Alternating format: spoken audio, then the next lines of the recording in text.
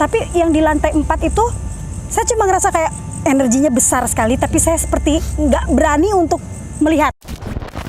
Pada saat orang mengakhiri hidup pasti beberapa saat sebelum dia melakukannya dong, itu waktu krusialnya pasti gitu. Ya itu yang dikasih rasanya ke Ferry. Ayama bilang dia mencium bau amis, Ferry bilang kayak cium bau apa? Bau Kebakar. Saya dari awal saya mencium bau bunga.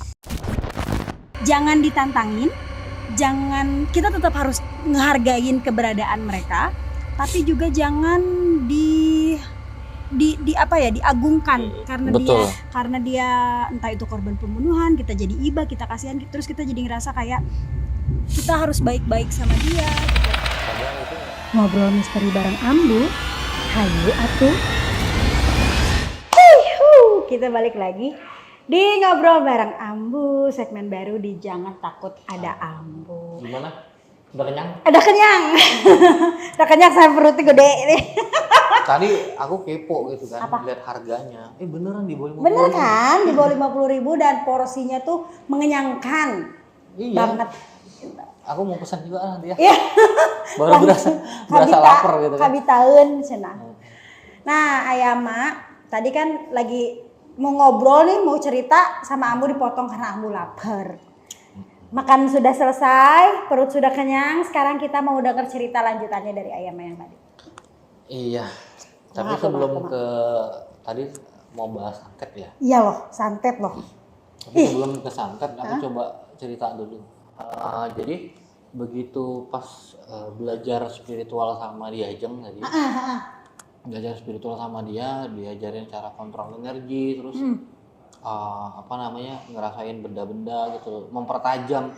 Maksudnya benda-benda tuh. Iya. Oh. Terus penarikan pusaka gitu kan, memindahkan dari gaib ke alam nyata gitu.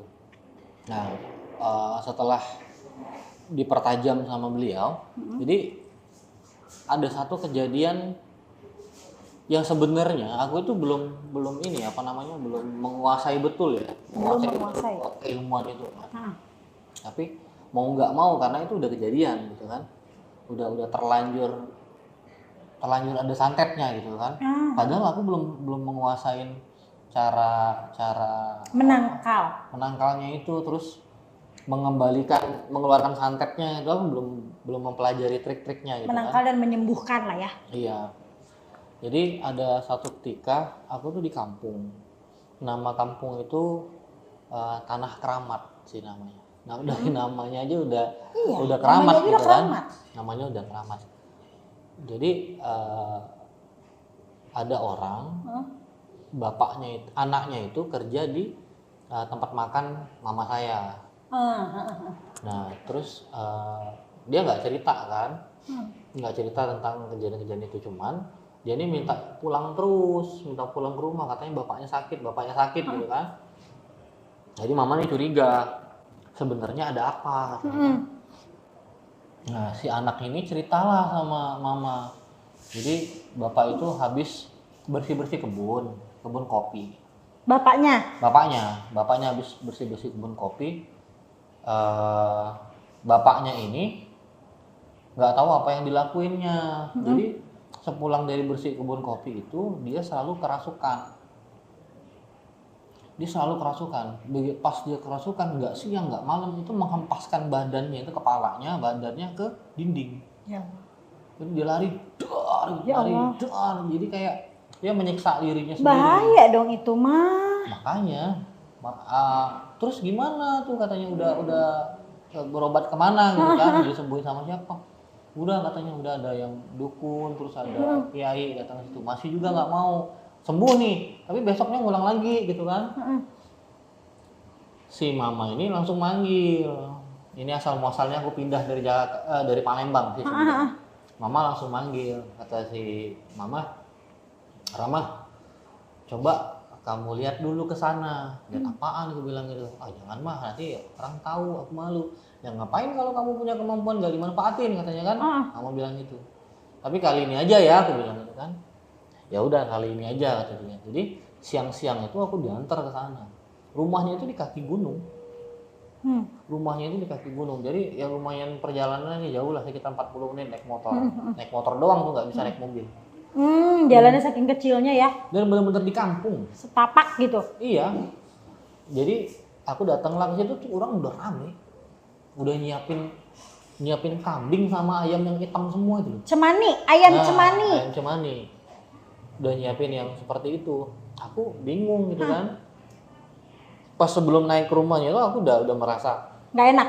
nggak enak, dan ada beberapa sosok makhluk yang kulihat di sana itu mengelilingi rumah. Ayamnya lihat jelas. Bukan siluet, bukan sekali nggak jelas. Jadi ada banyak makhluk ya, mulai dari yang cuman pakai celana doang, bawa perut gede gitu kan, nggak tahu apa namanya, kayak dulu tuyul dan bayul si kentung itu. Itu tuh Nah kayak gitu. gambarannya seperti itu tuh memang ada yang begitu ya. Dia yang lagi duduk tuh, ada yang sosok perempuan, terus Kunti-kunti gitu. kunti-kuntian gitu. Ada di situ. Aneh-aneh semuanya, dan rame itu ngelilingin rumah dia. Aku masuklah ke situ kan, jadi masuk ke atas, pertama kali ketemu tuh sama dukun. Aku taunya dia dukun karena aku bisa ngerasain energinya dia, terus gelangnya gede-gede. Gelang gede-gede, terus bawa bawa, kalau bukan keris sih, kalau orang Palembang tuh kayak adalah pokoknya dia semacam benda juga, benda pusaka juga kayak. Senjata bentuknya. Iya, bentuknya tapi bukan keris. Tapi senjata gitu loh. Aku nggak bisa ngomong ini apa sih sebenarnya itu. Bawa itu segala macam. Terus dia itu yang megang ayam cemani itu dia yang megang. Gue pikir ngapain sih bapak ini, dan orang-orang itu juga kaget, ini ngapain ada anak kecil kesini gitu kan. Masih SMA. Enggak, ini kalau ini udah agak gedean. Udah tamat kuliah kalau ini kejadian ini. Nah, aku masuk ke sana ya, aku salam lah seperti biasa, ya namanya anak masih kecil sendiri kan. Aku cuma nanya sama ibunya, Bu, kemarin itu ada kejadian apa? Aku bilang, nggak apa-apa, terus terang aja cerita sama saya, supaya bisa diatasi gitu kan. Jadi gini nak, katanya sebenarnya si bapak ini bersih-bersih ketemu ada 3 mata air di situ. Ada apa? 3 mata air. 3 mata air. Nanti gue ceritain mata air itu buat apa aja. Jadi ketiga mata air itu nggak tahu gimana. Setelah ngebersihin 3 mata air itu, istirahat, udah nggak tahu lagi kejadian, mulai kesurupan gitu kan. Pas di tempat itu pun kesurupan gitu loh. Di tempatnya pada saat kejadian dia menemukan pun langsung udah kesurupan. Jadi aku bilang ya udah temuin aku sama bapaknya di kamar. Jadi dia tuh lagi dipasung, tapi pasungnya tuh bukan pakai tali, bukan pakai rantai, tapi pakai kain kan, karena nggak tega juga ngelihatnya kan. Jadi tangan sama kakinya tuh diikat pakai kain. Aku lihat, wah ini dikerjain, gue bilang. Dikerjain sama sosok yang ada di kebun kopi yang di mata air itu. Begitu kutanya, aku minta mediasi ke dia kan. Pas ngelihat aku itu, pas aku masuk ke kamarnya, dia kan ngelihat aku tuh langsung, wah langsung marah-marah gitu kan. Langsung kayak pengen mukul aku segala macam gitu kan. Aku bilang, tahan dulu kamu, kita ke sana, aku bilang. Maksudnya kita ke sana tuh aku ngajak yang sosok yang ada di dalam badan orang itu untuk pergi ke sana. Pergi ke alamnya dia, ke sana gitu. Nah, begitu oke kata dia. Tapi pakai ada sih bahasanya itu, kalau nggak ngerti juga sih kalau nyebut bahasanya itu apa. Cuman antara aku tahu maksud dia tahu maksud aku gitu kan. Komunikasi batin sama yang ada dalam badan itu disetujuin. Ini kami berangkatlah ke mata air itu, dan memang nggak jauh dari rumah si bapak itu tadi kan. Berangkat ke sana, ternyata diceritain lah sama sosok penjaga di situ. 2 mata air. Jadi mata air itu bentuknya segitiga, Bu, kayak gini. Segitiga bentuk. Ada 3 air. jadi 1. Ada 3. Oke. Nah, 2 ini ialah gerbang gaib masuk ke kerajaannya dia. Terus 1 ini tempat pemandian dayang-dayangnya dia. Kayak bidadari jinnya itu kan. Nah, 2 itu. Nah, ternyata salah satu mata air ini itu dipipisin sama si bapak itu. Oh. Tanpa sengaja. Tanpa sengaja sebenarnya. Tanpa sengaja. Karena dia udah kebelet dan ini kan kondisinya belum dibersihkan kan. Iya, belum nggak kan? kelihatan dia. Dia nggak tahu kan. Jadi dipipisin sama si bapak itu, nah mulai dari kejadian itu mulai demam pas di sana minta pulang, di rumah langsung gar gitu kesurupan terus kan. Jadi aku minta sama si ini apa namanya jin yang di sana, udah selesaikan, aku bilang. Jangan, maksudku udahi semua ini, jangan ganggu lagi. Malah nanya, kamu ini siapa katanya? Apa kamu? Kami diganggu. Aku bilang enggak. Alam kami sama alam Anda itu beda. Mata air kami ini sama mata air kalian itu beda. Walaupun kami kan yang ada di bumi ini, kami nggak tahu kalau kamu itu ada. Bapak itu tuh nggak tahu. Kecuali ada orang-orang yang tahu, bisa tahu. Aku bilang gitu kan. Nggak bisa katanya. Kalaupun ini harus diselesaikan, harus ada korban jiwa katanya. Aku kan jiwa temperamennya tinggi gitu kan. Kesabaran setipis tisu dibagi 2. Langsung jiwa temperamen gue tinggi. Jadi di alam sana itu aku yang aku alami ya. Jadi pas datang ke sana itu aku masih menggunakan nampaknya di depan mereka itu seperti orang biasa. Jadi hanya cuma pakai jubah, pakai gamis gitu kan, cuma pakai peci gitu kan. Masuk ke alamnya mereka itu dengan busana seperti itu. Nah, ketika mereka minta bertempur dan harus ada penyerangan, itu mereka langsung merubah wujudnya aku di dimensinya mereka. Kamu nggak maksudnya? Paham. Dirubah. Mengubah wujudku di dimensinya mereka. Jadi pas ketika aku buka wujud aslinya, wujud asli aku di sana gitu kan, mereka semua pada kaget. Tapi mereka nggak bisa menghentikan itu karena sudah mereka terlanjur minta perang gitu kan, minta perang, dan semua kodam-kodam yang ada di sana, kodam-kodamnya si Puyang Umbangan itu semua turun ke situ dan berupa macan hitam. Semuanya turun, mungkin sekitar ada 200-300-an. Banyak amat. Iya, sedangkan mereka tuh ribuan. Pasukannya itu mau gempur. Pokoknya harus ada nyawa yang korban jiwa gitu ya. Harus ada darah yang ditumpahkan di situ. Harus ada darah yang ditumpahkan di situ. Ya qadarullah dengan pertolongan Allah, dengan izin Allah, panglimanya itu saya ambil, bahkan yang apa namanya raja di kerajaan gaibnya itu saya ambil, saya ikat langsung di hadapan. Kalau kamu nggak berhenti, kamu mati gitu. Nah, terus ada satu perjanjian. Oke, kami nggak diberhentiin, cuman tolong dirawat, persyaratan gitu, tolong dirawat mata airnya itu. Dia minta mata airnya untuk dijaga ya. Dijaga gitu kan. Nah, sekarang itu dikelilingin mata airnya itu dikelilingin. Udah dipagerin sama kayu gitu kan. Jadi sama warga sekitar ya? Dinikmatin sama-sama katanya. Jadi sekarang diperbolehkan untuk warga ngambil air dari situ. Boleh. Asal dirawat, jangan dikotorin ya. Betul. Jangan lagi dibuang air di situ. Iyalah, dia, kan? Secara logika juga itu kan tidak sehat ya. Namanya air kencing itu kan memang najis, ya kan? Dan itu marah sama rajanya. Kamu kalau nggak menyerah, kerajaan kamu hancur, gue bilang.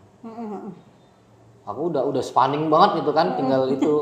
Dia juga kaget kok bisa-bisanya ditarik seret gitu maju ke depan, langsung diikat. Yang lain mau nyerbu langsung dihadang sama pasukan-pasukan si Umbangan tadi. Umbangan itu tuh macan hitam, kumbang.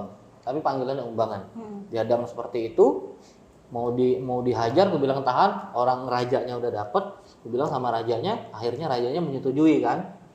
Nah, balik lagi aku ke rumahnya itu karena urusan sama si rajanya udah kelar. Udah selesai. Ternyata lama itu. Aku di sana cuma beberapa saat ya, rasanya ya. Betul. Tapi pas di dunia nyata sampai sore. Nah, itu kan yang aku bilang, ternyata beda dimensi itu, seperti yang Ayama bilang.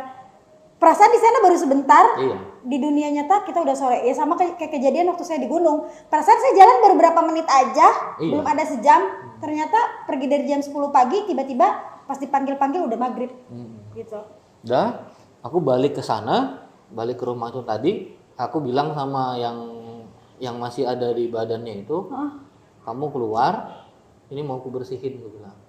Ini mau aku pagarin dengan pagarnya, stempelnya aku, gue bilang gitu. Stempelnya orang itu kan beda-beda, Bu. Iya.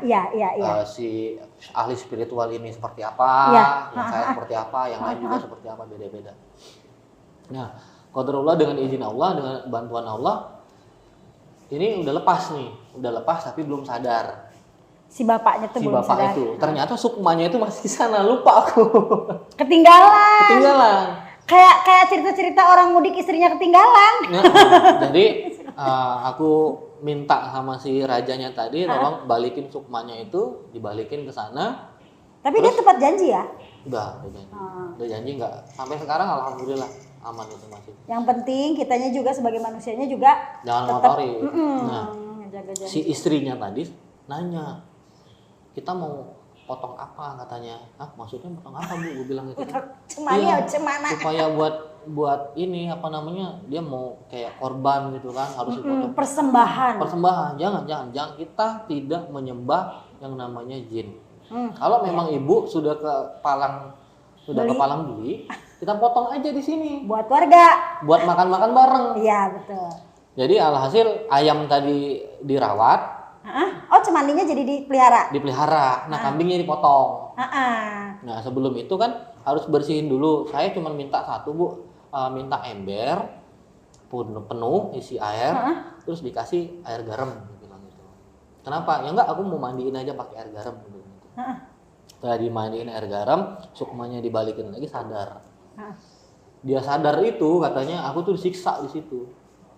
Sama si kejadian. bapaknya tuh disiksa. Bapaknya tuh disiksa itu. Jadi dia dalam satu kerangkeng dilempar. Makanya dia ngelemparin badan. Dilempar ke situ. Si kerangkengnya kayak dilempar-lempar gitu ya.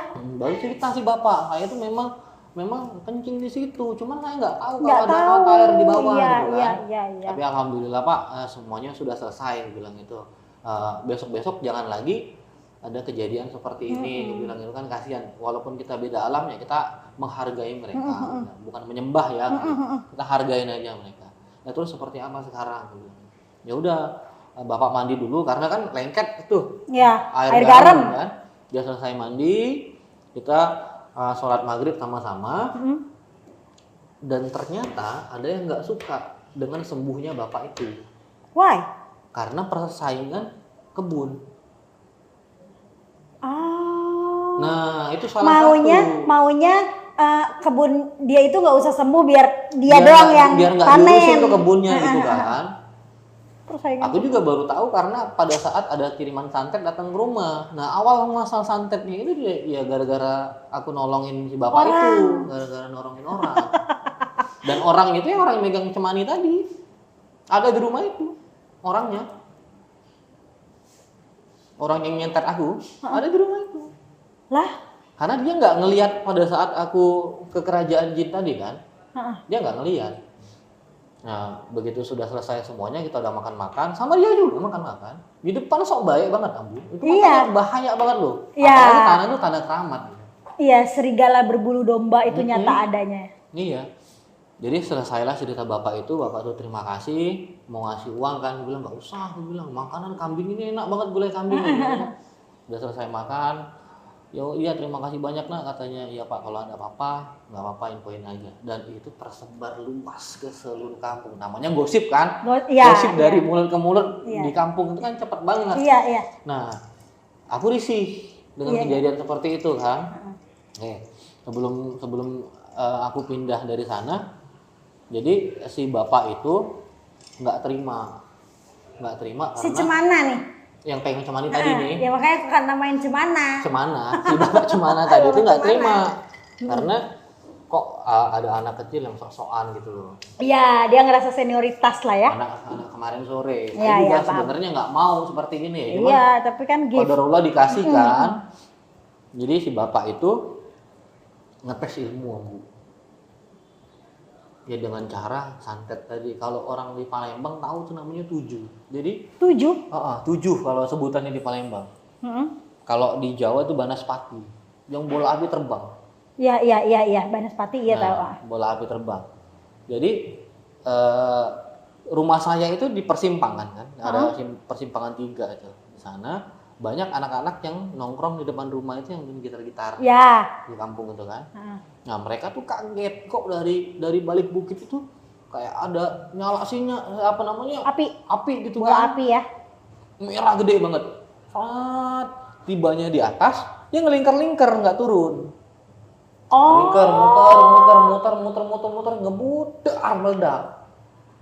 Kaget lah kan? Iyalah. Aku juga kaget gitu, apaan gue bilang, memang agak terasa hawa panas kan. Iya. Begitu dia ngeledak, jatuh di dalam di benda yang jatuh itu ada bungkusan. Jadi bungkusan itu ada paku, ada silet. Paku santet itu dia nggak pernah lurus. Bengkok-bengkok Selalu ya. bengkok. Paku santet itu dan berkarat biasanya. Iya, kayak paku bekas gitu kan. Dan silet, kalau silet itu biasanya setengah.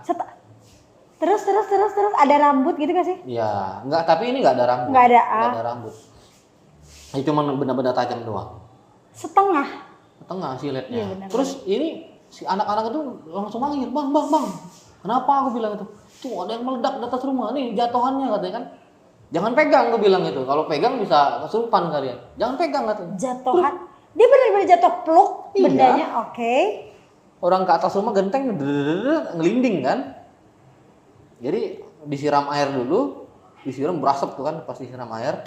Udah bener-bener kayak film ya. Iya. Kayak film-film santet. Iya loh. Ternyata Disiram. itu tuh emang bener. Berasap, berasap, langsung udah gua buka, aku bilang, abang aja lah. Dia kata anak-anak itu kan takut juga dia kan, begitu buka benar-benar tajam. Oh, aku bilang, aku tahu karena kan punya ciri Abu. Ya. Jadi setiap orang yang ngirim banaspati, ngirim tujuh itu ada cirinya. Nah, aku kenal cirinya ini karena aku ngerasain energinya yang pas di rumah itu. Iya benar, energi kan nggak mungkin ketuker ya. Jadi aku bilang lah sama salah satu khodam, bukan puyang umbangannya langsung, sama bawahannya dia, panglimanya dia, aku bilang tolong tegur ini orang. Terus Aku nggak tahu diapain ya sama si itu. Besoknya datang ke rumah. Datang ke rumah itu minta maaf pertama kali sama almarhum mama saya. Ampun Bu, aku nggak tahu Bu, ini begini. Mana si si abang, katanya kan aku pengen ketemu katanya. Jadi disuruh turun kan, karena rumah panggung lah ya kan, disuruh turun. Aku bilang lah sama bapak itu, kenapa Pak, katanya. Ampun Bang, aku minta maaf segala macam. Aku tuh sebenarnya cuman mau ngetes keilmuan aja. terus ilmunya nggak lucu amat. Pak, aku bilang santet ini sebenarnya bukan ajang buat main-main. Nah, Iyalah. saya menghormati bapak tuh sakti. Saya bilang, enggak Bang, saya enggak sakti Bang, ampun. Emang kenapa? Aku bilang, semalam rumah saya diacak-acak macan. Diacak macan. Susah lagi, nggak bisa ditembak macannya itu mah. Diacak-acak macan sampai seluruh barang-barang saya itu, yang barang-barang gaibnya itu dihancurin. Jadi kosong. Jadi yang kerisnya dia kosong, semuanya diambil-ambilin sama si macan itu, digigitin semua sama dia. Isinya ya. Kan aku bilang cuma negor, aku bilang gitu kan. Nggak taunya dihajar. Sekalian lah katanya. Ya udahlah Pak, sekarang kita kan sudah sama kenal. Maksud aku gini, kalau memang punya kemampuan, ya manfaatkanlah kemampuan itu untuk hal-hal yang baik, buat nolong orang. Jangan buat nyantet orang lah, pelet lah, segala macam gitu. Itu nggak baik juga, aku bilang gitu kan. Ya Bang, katanya minta maaf, tolong dibimbing. Ih, jangan saya lah, aku bilang, Bapak udah sepuh, aku bilang gitu kan. Saya nggak punya apa-apa. Bapak udah sepuh, saya inget akhirat Pak. Saya nggak punya apa-apa dan saya nggak bisa apa-apa Pak, aku bilang. Cuma minta perlindungan aja sama Tuhan, aku bilang. Ya udah, kata dia kan. Setelah sudah damai, nah mulai menyebarlah isu kemana-mana. Menyebar isu kemana-mana. Dan ada satu lagi nih kejadian santet yang dahsyat kalau menurut aku. Masih di kampung itu juga dan keluarga. Jadi ada nenek dari sebelah mama ini, dia itu dulu berat badannya tuh 80-an. Dulu ya. Nah, 2 minggu terakhir nyusut banget karena nggak makan. Berat badannya tuh sekitar 45 jadi 43. Habis kurus banget. Jadi karena tahu ceritanya aku tadi itu, mereka datang ke rumah lah. tolonglah dulu ini diliatin, ini kok begini. Ya aku bilang gitu, gimana ya, aku jadi nggak enak sendiri, ditolong gimana, kalau nggak ditolong gimana gitu kan, ditolong takut makin nyebar. Jadi ya akunya bingung sendiri gitu kan. Ya hasil ya mama lagi nyuruh datengin lah katanya, datang lihat dulu aja, bantu dulu aja katanya. Begitu aku masuk di sana, parah banget. Badannya udah kayak gini, badan udah habis. Dia tuh ngelihat aku tuh antara sadar antara enggak, tapi begitu aku duduk di sebelah dia melotot matanya. Jadi kayak gini nih, gitu. Nek, dia bilang, Nek, kenapa? Dia bilang gitu. Nggak bisa makan katanya. Kalau masuk dalam perut itu dia kayak diunyal-unyal perut itu terus muntah lagi. Jadi selama ini tiduran terus, ya kata dia kan. Nah yang aku lihat di dalam, aku kan ngelihat dari ujung kepala ya kan, ujung kepala sampai ujung kaki. Aku liatin perutnya itu kok ada yang beda gitu loh, kayak ada benda yang jalan-jalan gitu loh di dalam perutnya itu. Benda yang jalan di dalam perut? Iya, benda yang jalan, gerak-gerak gitu kan. Aku bilang, aku mau uduk dulu, aku bilang kan udah uduk. Kayak ya aku, lihat sini, aku bilang. Ini ada sesuatu di dalam sini. Mana katanya nggak kelihatan. Ya udah ya, aku bilang. Tapi jangan kaget ya, aku bilang itu, jangan lari, aku bilang gitu kan. Jadi ini perutnya, ini perut si nenek itu, ini perut nenek itu, aku tekan bawah sini, keluar dia langsung. Keluar dari dalam perut? Dari dalam perut. Apa? Perut paku. Nenek lo padahal? Cuman paku doang ditaruh di sana. Cuman paku doang. Tapi itu pakunya jalan-jalan. Iya, gerak-gerak. Dan itu selalu bikin dia tuh mual dan nggak bisa makan. Kita keluarin ya, kita netralisir ya badannya ya, aku bilang. Dan insya Allah nanti kita pagerin lah, aku bilang gitu badannya. Kamu butuh apa? Nggak ada butuh apa-apa gitu. Bilang doanya aja, minta izin sama Allah. Begitu kita doain, kita bersihin badannya, udah mulai fresh mukanya. Si kakek ini karena kan emosi ngeliat istrinya seperti itu kan, nanya sebenarnya yang ngelakuin ini siapa, dia bilang gitu kan. Kamu nggak perlu tahu, yang penting nenek ini sehat, dia bilang gitu. Nggak, aku harus tahu katanya yang ngelakuin ini siapa. Udahlah kek, nggak usah perlu tahu, yang penting udah dibentengin, udah enak nih orang kan. Oke lah katanya gitu. Nanti kalau udah mau cerita nggak apa-apa ya aku bilang gitu. Alhamdulillah nenek itu sudah kelar, aku udah pulang ke rumah. Mama ini cerita kan, aku kalau sama orang tua mau cerita siapa pelakunya, orang depan rumah gitu. Kenapa? Saingan kopi tadi, persaingan dagang. Karena si nenek ini memang dagangnya laris, karena jujur gitu loh. Ya sekilo dia dibilang sekilo. Rezeki orang kan udah ditentuin. Makanya itu kalau di kampungku itu udah buset gitu, parah banget. Dan dukunnya itu bukan dari tanah itu juga. Biasanya dari luar ya. Dari luar. Kayak aku bilang sama kakek itu, ini kita nggak usah kembalikan ya, biar Allah aja yang balas katanya. Kalau bisa dibalikin aja nggak usah, gue bilang nggak usah nyiksa orang, biar Allah aja yang balas. Kalau dia urusan memang jin itu ganggu dia, kita kelarin gitu.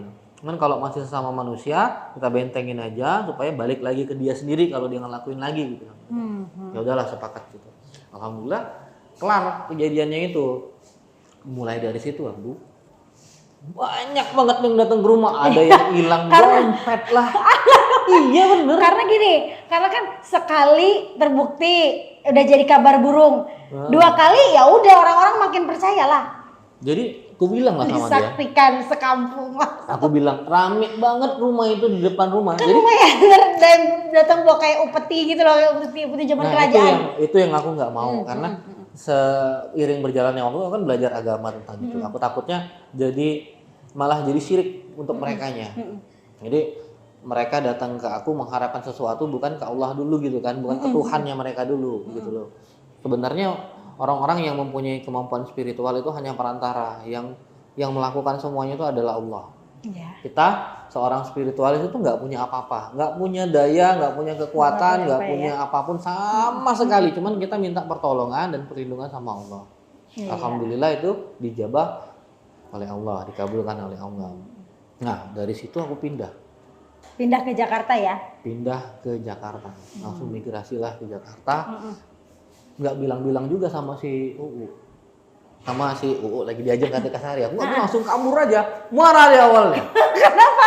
Kamu itu kan belum kelar gemblengnya gini. Aku nggak kuat aku bilang itu. Jadi aku mencarilah belajar dari ustadz-ustadz yang mumpuni di Jakarta. Aku pelajarin ilmunya, aku pelajarin sunnah-sunnahnya seperti apa. Terus sebelum melakukan ritual apapun, ya kayak penyembuhan, pengobatan itu ada doa-doanya supaya lebih ini kan, lebih hikmat kan, supaya lebih enak lah. Itu ada doa-doanya, terus ada ayat-ayat ruqyahnya, dan itu dipelajari sekarang.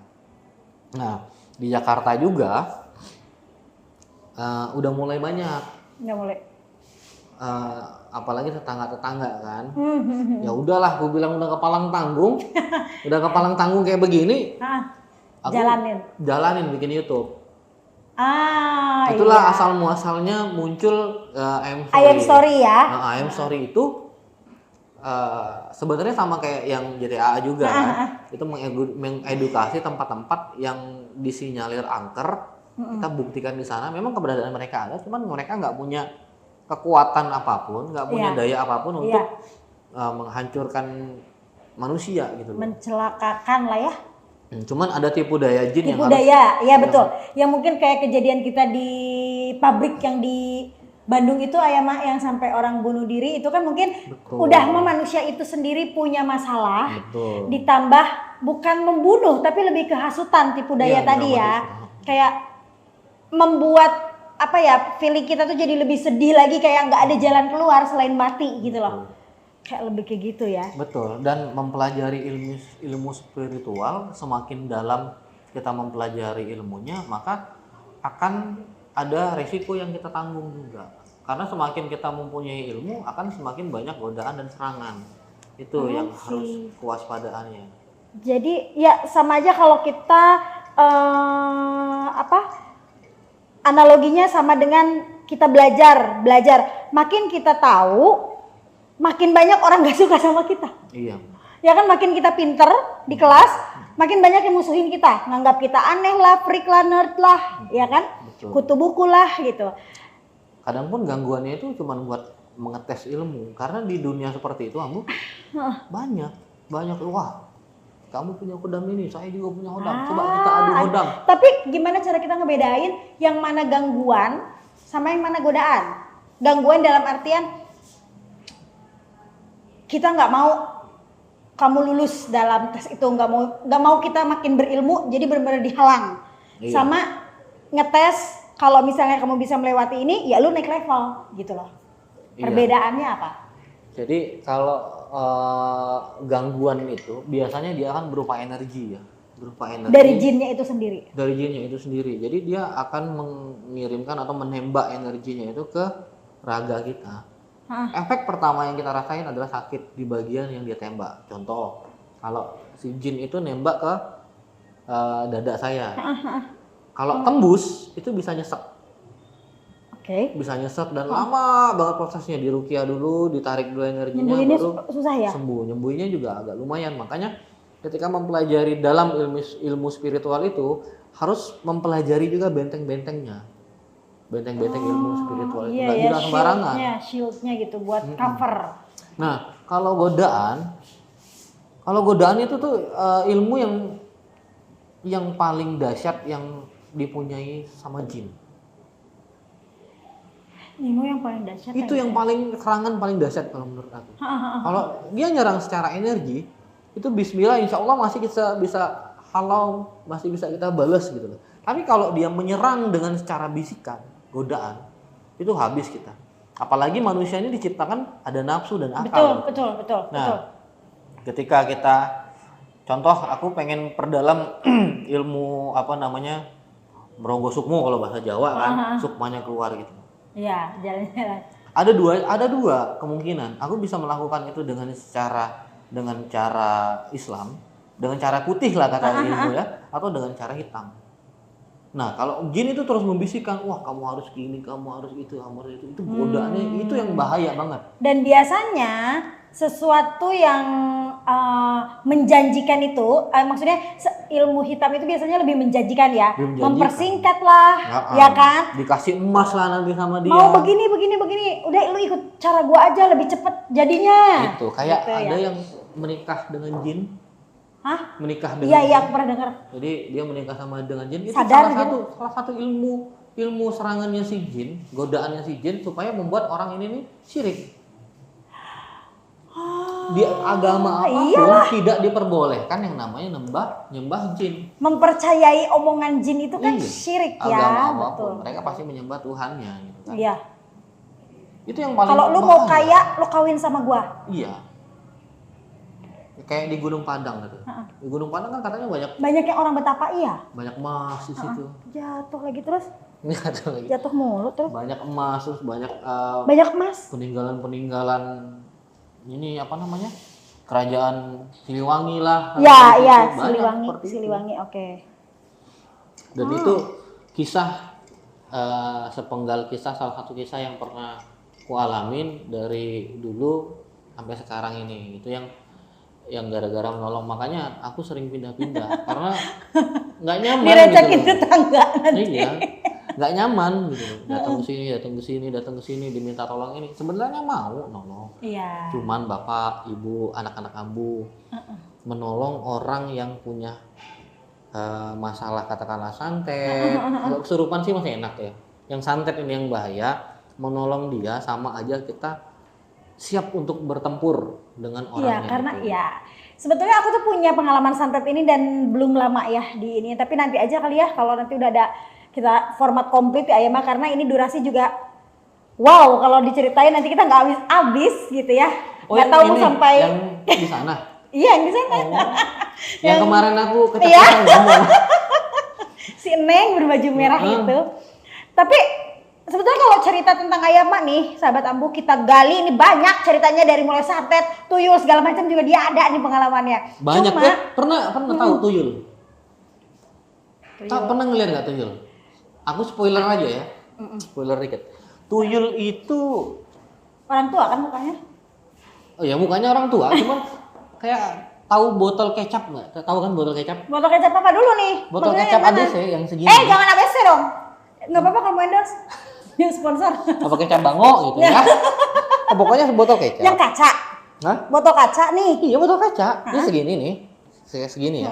Tapi kepalanya gede, badannya tuh licin.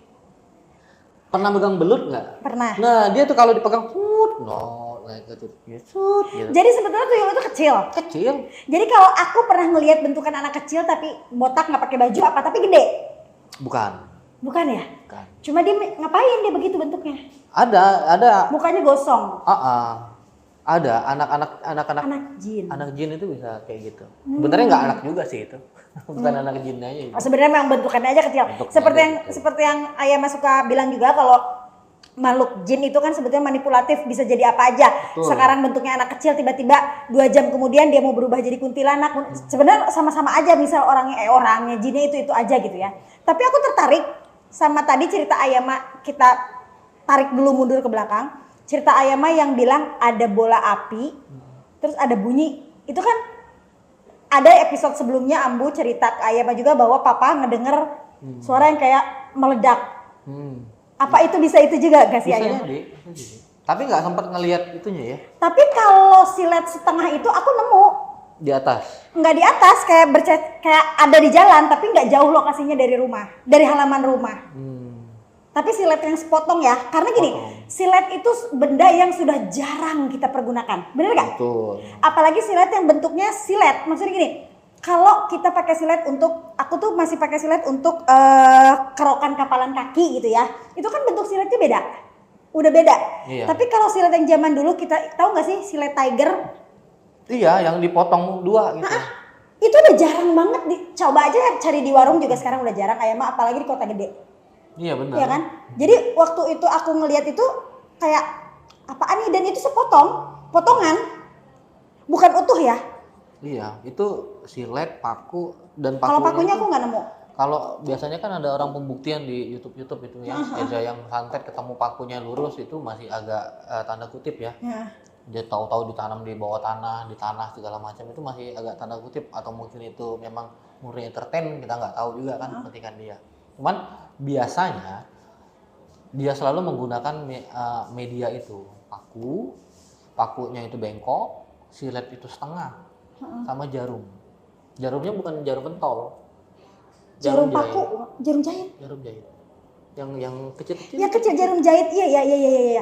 Nah, jadi aku memang nggak sempat lihat, tapi yang aku cerita di gudang atas, di kamar atas tuh bau amisnya, dan itu beneran aku cium ke situ tuh bener-bener sampai dicari satu persatu, nggak ada bangkai tikus sama sekali, nggak ada. Baunya anyir banget. Baunya parah, bener-bener pengen muntah. Dan itu tuh mbakku tuh sampai gitu-gituan untuk ngebersihin.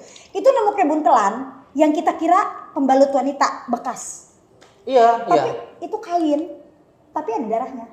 Nah itu salah satu. Karena gini, jadi awalnya tuh mbak tuh bilang, itu kok softtek bekas diumpel-umpel di kamar. Buat apa softtek bekas diumpel-umpel di kamar? Pasti kita buang dong. Iya. Tapi itu ternyata bukan pembalut gitu loh. Kain ya. Kain, tapi itu ada darahnya. Linglung berarti ambu dulu ya.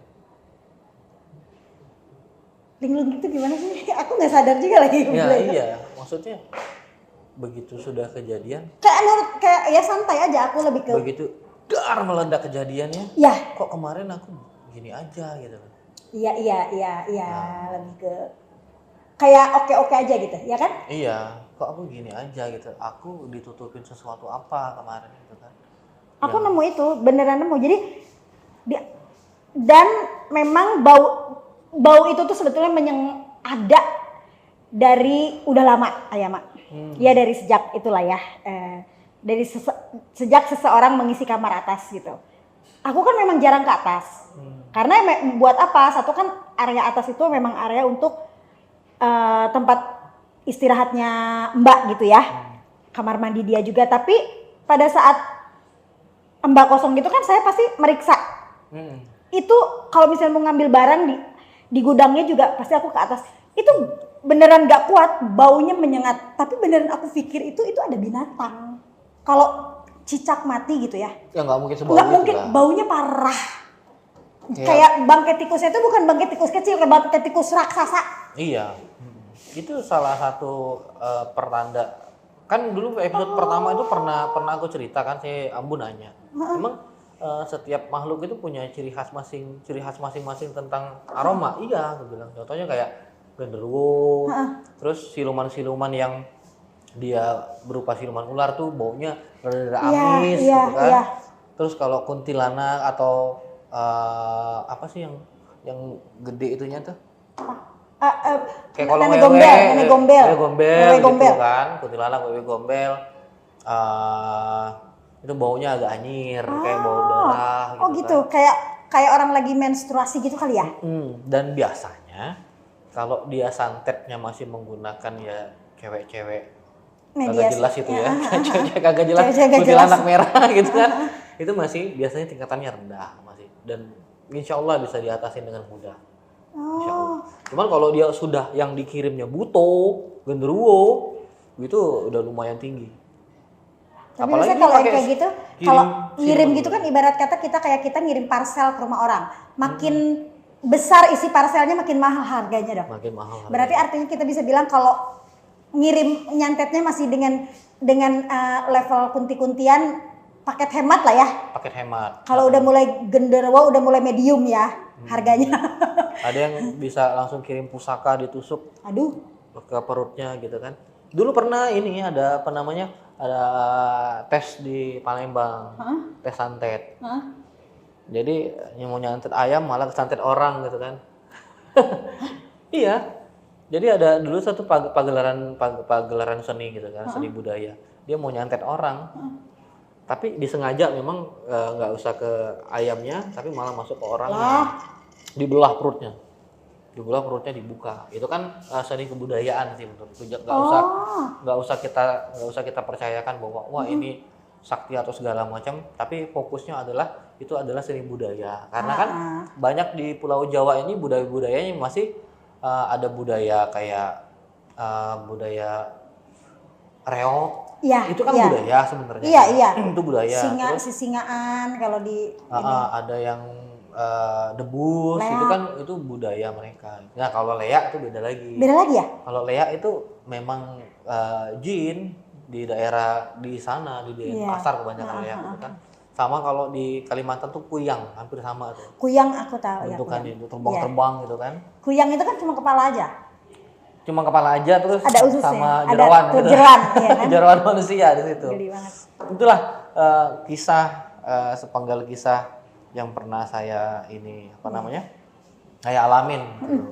Dan menarik sih, makanya kalau anak kamu pengen tahu cerita sharing di belakang kamera nggak apa-apa, main aja. Nanti kita kasih jadwalnya hari apa bisa kesini. Ya.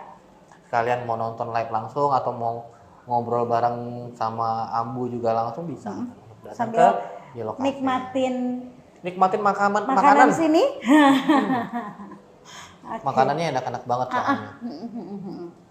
Ya. Berapa durasi kita? Diomongin lagi. Aduh, kalau kita ngomongin tentang ceritanya Ayah Mama emang nggak akan ada habisnya. Seru, Sampai lupa waktu gitu ya. Sampai lupa gitu, saking asiknya berapa jam ngobrol. gitu kan? Tapi kalau begini nanti enakan Kang Ferry nggak kebagian ada di sini. Ayah mah Iya, kalau kita suruh kerja terus-terusan dulu. suruh kerja dulu. Nah, jadi buat sahabat Ambu sekali lagi jangan lupa untuk selalu subscribe, like, share dan komen. Share yang banyak, tetangga suruh nonton ya, karena nanti aku lagi pengen bikin kejutan juga nih Ayah mah buat sahabat Ambu. Tapi nanti aja di spill-nya kalau ada Ferry ya. Iya, boleh. Oke, jangan sampai lupa subscribe, jangan takut ada Ambu karena selalu ada kami yang menemani kalian. Sampai jumpa. Sampai jumpa.